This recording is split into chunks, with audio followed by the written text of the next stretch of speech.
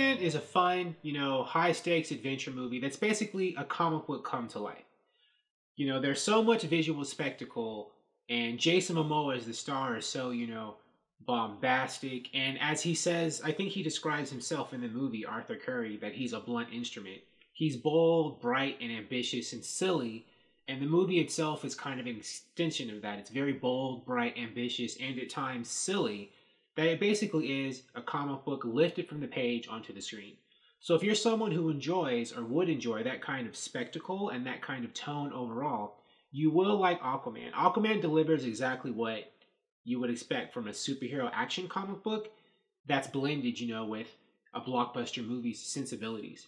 The movie is not necessarily that deep dramatically, but there are some deep moments. And what I enjoyed most were the dynamics between Aquaman and his villains. There's a lot of fight scenes in Aquaman, a lot of epic, larger than life, multiple people fighting, fight scenes, but there's also individual fight scenes between him and his villains, Ocean Master and Black Manta respectively. And I personally enjoyed, the more personal one-on-one fights.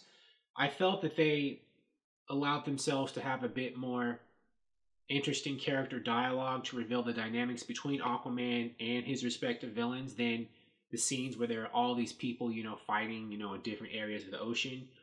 So, that's just what I liked personally, but you yourself your taste may differ. Now, part of the reason why this is a comic book come to life is because of the visual spectacle. Aquaman is a very beautiful looking movie. Now, it's so CGI heavy that at times, as pretty as it looks, you can tell that it doesn't exactly look that authentic. But, a movie like this, and comic book movies in general, whether they're Marvel or DC, can have so much CGI. There are times when, even if they do look good, they don't necessarily look that real. So I couldn't fault Aquaman for that when I wouldn't be able to fault any other movie. And I think that, that does the same thing. And I think that the visual effects in Aquaman and seeing this movie, it's more important when Aquaman does it, because Aquaman is the first, live action movie that takes place largely under the water. So I think it achieves something in cinema history and VFX history that no other movie before it has actually achieved. And that is, to nicely or beautifully, it pulls off basically what I'm saying, characters who are living, talking, and just doing actions under the sea. When no other movie has done that for such a long period of time with live action characters. It's only been, animation, whether it's, hand drawn like Little Mermaid or computer generated like Finding Nemo, Finding Dory. Aquaman is the first one that does it, with actual people. And yeah, even though 80% of it is CGI, it is still accomplished with live actors under the sea. Well, under the imaginary sea. But that does make, in my opinion, Aquaman an important movie to experience from a visual history perspective. Future movies that take place largely or mostly underwater will look to Aquaman as ways to emulate, to be like, or to improve upon as technology evolves in the future. And that alone, I think, is a huge achievement for Aquaman and its director, James Wan.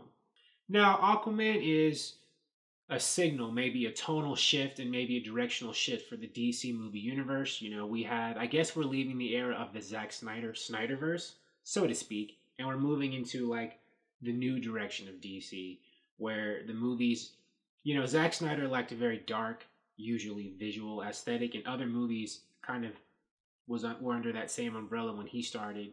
And here, we're kind of moving into this bold, colorful era.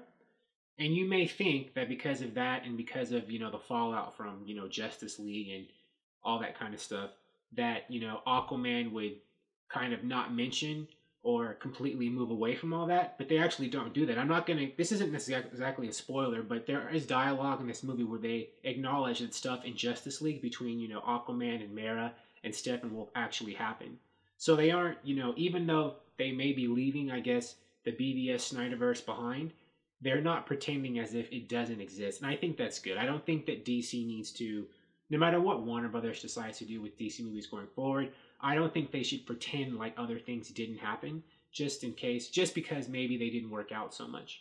And, those of you who are hoping that, well, you probably will still feel, that Zack Snyder got disrespected, but not so much that people aren't even acknowledging things that happened, when he was in charge of stuff. And I thought that was very interesting. You know, this movie, you wouldn't know it took place in a connected universe if it wasn't for that, you know, these few lines. But it does remind you that DC and Warner Brothers are acknowledging that these characters exist in a shared universe, and that Aquaman, even though it's a solo movie, it is a solo movie that takes place in the same world that, you know, there's a Flash, a Batman, a Wonder Woman, etc. And I thought that was nice because I was thinking that they might be trying to pretend or just, you know, let's not mention it right now. But they aren't doing that. There is, I'm not going to give away, it's a spoiler free review, but near the end of the movie, there is a surprise that I didn't see coming. Maybe some of you might if you're a bit savvier about movies and movie plot twists.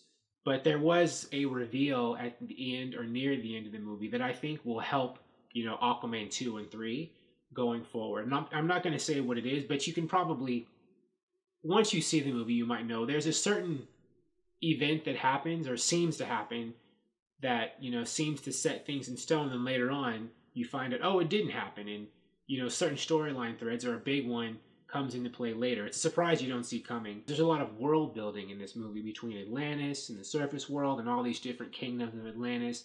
Characters are set up, and, you know, there's, you know, royal intrigue and things like that, and, you know, there's surface world people who, you know, are, well, not many surface world people, but a few who, you know, interact with that. And the movie kind of lays the groundwork with world building and character introductions for future sequels. And once Aquaman ends, you are curious, if you like the movie, you do want to know where things will take off with certain characters in the future. So all in all, Aquaman is an enjoyable movie. It's a fun comic book movie that, you know, you experience visually, cinematically. And if you're someone who likes comic books and likes superheroes, you should like Aquaman really good, really well. Thank you for watching. If you like this video, please like it on YouTube and subscribe to the channel because I appreciate your viewership, and I'll talk to you soon. Bye.